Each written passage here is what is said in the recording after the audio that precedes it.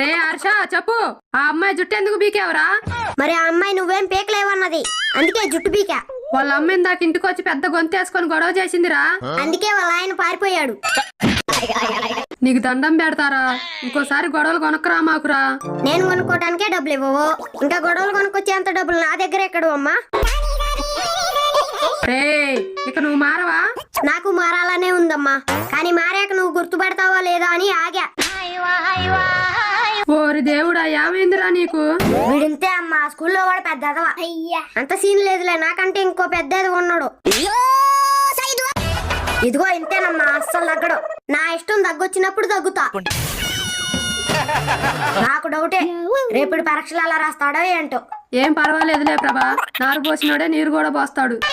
మరి అలా అయితే పాఠం చెప్పినోడే పరీక్ష రాయాలిగా.